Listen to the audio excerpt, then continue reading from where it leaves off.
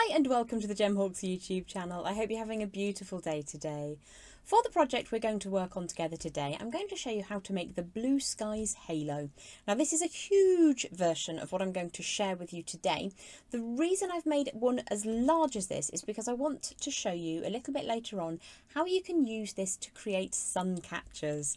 Now sun catchers can be really vibrant and interesting, or they can be very delicate. This one, it's going to be one of the former, I think. So I'm going to share with you how to create that halo design utilising some beautiful blue beads, and you can size it up or size it down accordingly. You could make really tiny ones and use them as earrings, or you could have them larger as a gorgeous pendant. Obviously it doesn't have to be a blue bead, but I really like the idea of blue skies. So let's head down to the board and take a closer look at today's project. So this is obviously quite large for a pendant, but what it isn't too large for is creating a suncatcher design. The technique I'm going to show you is exactly the same. This is just on a much larger scale. So I'm going to pop him down in the corner there. These are all of the blue beads I have remaining. I'm going to work again with some 1mm or 18 gauge wire. This is quite a firm wire, a little bit more springy than the raw copper I normally use. And what I'm going to do is pop all of those beads onto the wire without cutting it away.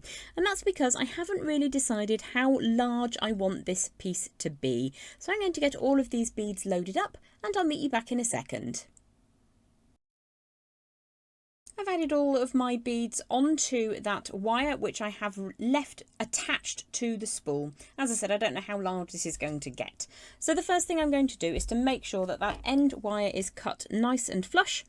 And then we're going to start with a large centered spiral. Now, the reason I'm going for a slightly larger center today is because I want to be able to hang something from that spiral up at the top. So I'm going to probably use number 3 on my bail making pliers just to start that spiral off, and then I will switch over to my bent chain nose pliers to bring that around. So what we can do here is just push that all the way around until we get that large centered spiral. You can go for 2 rotations as I have done here, or you could go for a 3rd if you wanted to. What we're going to do now is add in another wire also attached to the spool.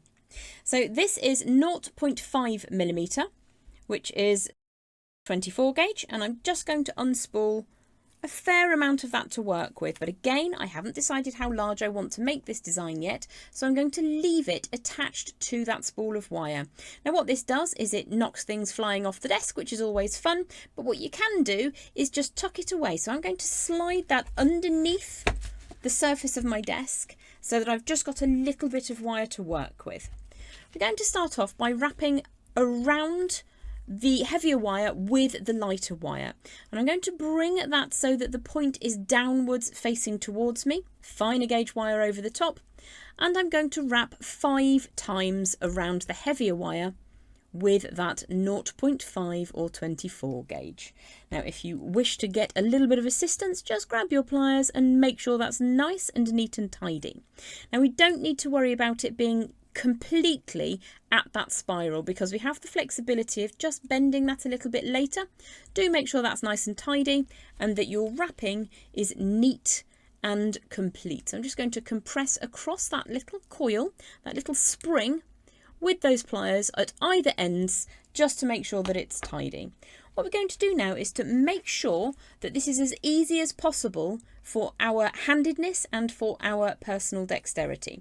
So if I bring the bead down into position, you can see that my wire has a bend in it already because it's on that spool. That's how it's sat for quite some time, so that's its natural inclination. We're not going to fight that. What we are going to do is to wrap from the top of the wire, the top of the heavier gauge wire where we started. We're going to take that finer gauge wire all the way around to underneath. So you can see this is like my Rings of Galatea, Neptune's rings design.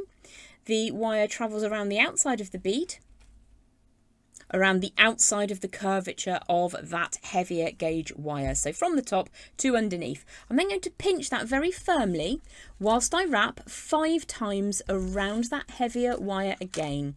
Now without having a camera to hold everything still for, you will find it's much neater and easier to achieve this. So let's go for one more, and we're going to finish up with that finer wire sticking out towards the outside of the curve. So just bring that until it sits in exactly the same position as it did for the first bead. Bring that second bead in and repeat, and we're going to do that until we have enough beads that we think we can make a circular form to our desire. So this is obviously a very large circular form, to which I'm going to add one of those fluffy white clouds later on. Let me just lie that down into position. So that makes a really charming sunlight catcher. Let's just pop that back out so I don't knock it flying. So I'm going to show you this one more time, and then I'm going to head off and continue wrapping around these beautiful blue skies beads. So push the bead up against that finer wire. You're going to draw the finer wire from on top of that heavier wire around the outside of the bead to underneath. So it's a classic haloing design utilising my Neptune's rings or rings of Galatea. So make sure that those two passes of wire are quite similar. What is very frequently going to happen with a design like this is that these little stripes of wire will move from round the outside to slightly underneath to slightly on top. So try and control it as you're building it, and then it's much easier to make them all match up later on. So again, 5 wraps around that heavier wire with the lighter wire. And then I will join you back when I have more of these blue beads all haloed up with that slightly finer wire. So I finished adding those little wraps between each of my beads. I ended up with 13 of those blue agate beads, and I've trimmed that finer gauge wire to about 4 or 5 inches just to give us an opportunity to tie everything together. And now I'm going to cut again around about 4 or 5 inches of wire from the heavier reel, and we'll tie everything together to make that blue skies halo. So I'm going to use my bent chain nose pliers just to make sure that I'm happy with the tidiness of those little wraps on the end. I'm going to take a moment to make sure that the outside of those little halos all lines up neatly. You can generally just give it a little squeeze with your nail and they will become much more even. There's a little bit of flexibility to do this later on, so don't worry overly if they're not exactly precise. So the next thing I'm going to do is just to pop a little angle around about 1/4 of an inch from that spiral, and we do have flexibility to move that in or out if we need to. And we're going to very, very softly turn this into a circular form. Now you could of course use a block of some description to help you get this form, but because I'm working with a much firmer wire, I don't want to actually cause any dramas with it. So I'm going to very, very gently bring this all the way around so that I get that circular form nice and softly. What you may find you need to do is just drop these little spirals down a little bit more of an angle, just to bring everything together. And what we're aiming to do is to line up the end and the beginning so that they're 2 parallel lines before we make a little upright on the end. And this is so that we can tie everything together really neatly. So you might need to take a little bit of time just to get everything absolutely perfect. So do take a moment just to get that to line up before you add on that upright bend, and I'll show you that in just a second. So I've taken a second just to make a form that I'm really happy with. You can just do fine little alterations as you go. And what we want to do is to turn an upright bend on the long tail of heavy wire, and I've allowed just less than 1/4 of an inch for those 2 parallel lines. And what we're going to do now is to weave using the lighter wire together to that heavier wire. What we want to be mindful of is that this spiral will need to sit centrally. So what you can do is just open that out slightly, take your time, and then get that woven together before you bring that spiral back to position. So I'm going to take the tail of the lighter wire down over the top of the upper heavy wire, bring it underneath the lower one, and just feed that up into position. And what we're going to do is a very simple back and forth weave, a figure of 8 weave. So around the lower of those 2 parallel wires, down the centre, underneath the upper, down the centre, and then around, and just repeat until you've filled that gap. You can just band those two wires together if you prefer, but I actually quite like having a slightly stronger weave on this design. So bring that all the way around. If you can hear the wire scratching, sorry about that. And I'm just going to fill that little gap we allowed on those parallel lines. As long as you get a good 3 or 4 contact points on either side, that will be nice and strong.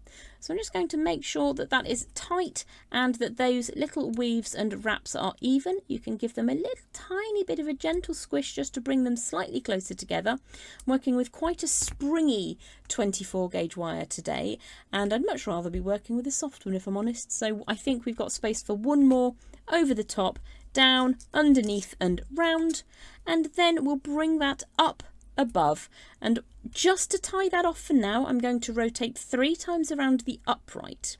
You can take that a little bit further up towards the neck of the bale if you like, and then you can cover it with a wrapped loop as I have done in the example. You can basically manufacture that however you fancy. What we need to do now is to make sure that we have the essence of a circular form. So again, just take your time to get that nice and neat and tidy. Now we've done the weaving, we can close that spiral back up and just put it into position so that it sits centrally, top middle on your blue skies halo design. So in a moment what I'm going to do is generate a wrapped loop up at the top. Now if you're creating this as jewellery, you'll need to have a loop coming forwards and away. Just create yourself a wrapped loop, and you can have a spiral as I did on last week's fluffy little cloud pendant if you want, or you can just go for the more simplified look of just having a wrapped loop. You are absolutely in control of that aspect of the design, so I'm going to finish that off and join you back in just a moment. So the blue skies halo is pretty much complete. I'm just going to do a wrapped loop up at the top. I feel like I've showed you that 1,000 times, so I'm not going to bore you with the details on that one, but I will just show you how you can add a little bit of extra detail to this design, and then after that I'll show you how to put this week's design with last week's design to make a really gloriously large suncatcher. So if you fancy adding a spiral up on the bale, you've got plenty of wire to do that, or you can play around with that to your heart's content. You could have a really clean line, take that wire to the rear and just cut that away. I just want to show you how you can add one of these glorious little coated drop beads to add a single raindrop in the middle of your blue sky. I have a length of 0.5mm or 24 gauge wire to hand in exactly the same way as we made those fluffy white clouds last week. I'm just going to fold those wires together up at the top. The longer tail I'm going to turn into a straight line, and the shorter tail I'm going to wrap around that core. Now it's really nice actually to work with a springier wire in a lighter gauge like this. This is quite a firm wire. 0.5mm as I say, and it's just a scrap length that I had to hand, and you'll see that it's really easy to wrap this wire around itself. If I was working with a 0.4 or 26 gauge, that would be a much trickier proposition. So let's trim that tail away into the scrap pot, make sure that end is nice and neat and tidy, and it's basically the same thing that you did on the fluffy white clouds design. You can just add a little bead in if you wish. So if you do want to add one of those in, let's just bring that forwards, make a small round loop, half a loop actually, and then give yourself around about 1.5 inches of that scrap wire just to add this through the spiral that you created. Now you don't have to add this on if you don't want to, it's just as an idea. So I'm going to bring that wire round to the front of the design and overlay on that small springy spiral that we made a second ago. So just take that tail all the way around. You don't have to completely cover that first spring up if you don't want to, but I'm just going to give that a double wrap to add a little bit of strength and detail to the design. Let's bring that last little bit round to the rear. When you've finished adding that spiral, I'm just going to trim that away. Look twice before you cut, just to make sure that you're not accidentally snipping one of those wires that holds the bead in position. Tuck that tail away, and then your blue skies halo is ready to wear. Let's pop that one up into the corner for now. What we're going to do is have a look at the demonstration piece of the fluffy white clouds art or decor or pendant that we made last week. And this was a simple loop that I created for this one. So I'm just going to open that up and add it in. Pop that through those central spiral apertures and close the loop up, and you are done. All that needs to happen is to add on your chosen hanging material, and you've got your blue skies halo, your fluffy white clouds, all together as a sun catcher.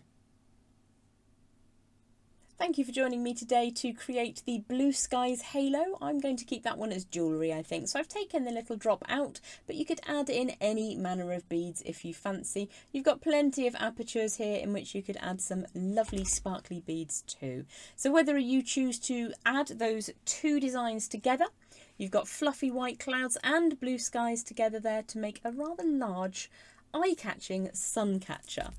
Thanks very much for continuing to watch me here at the Gemhawks YouTube channel. Please do consider liking and subscribing to the channel. And if you have any comments regarding future content you'd like to see, please do drop me a comment down below. Do look after yourselves, and I look forward to seeing you again here very soon. Bye for now.